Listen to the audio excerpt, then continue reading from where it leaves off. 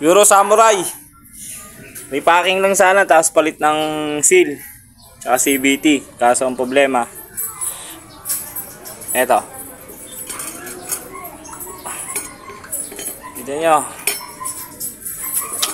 Tignan nyo. Yan. Tanga na, kalahati. Putol.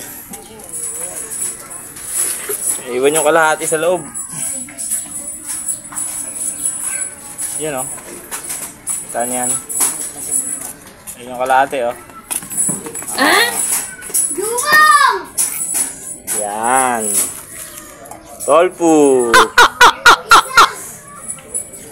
So, ingat po tayo sa masyadong malubak. Yan, putol. Samurai yan ha. Ito isa sa issue ni Samurai, Euro Samurai. Yung spring ng shock, front shock, yan. Marupok. So, wala tayong magagawa, palit.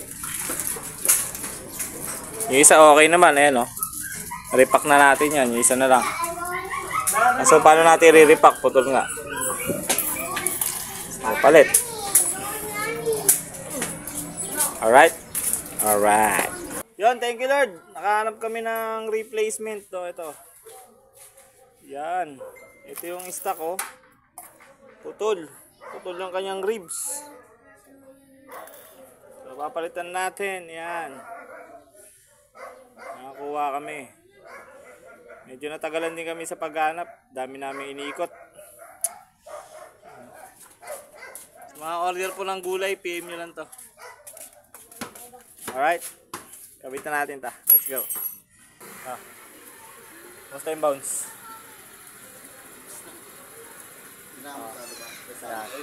Ito yung pinalitan natin ng spring kasi nga palit. Ito lang kanyang spring sa front shock. Buti isa lang. Hindi namin makikita to. Hindi ko pinakalaman yung kabilang shock eh. Hindi sana mapapalitan. Si Boss Gulay, sa mga order ng gulay dyan, PM nyo lang to.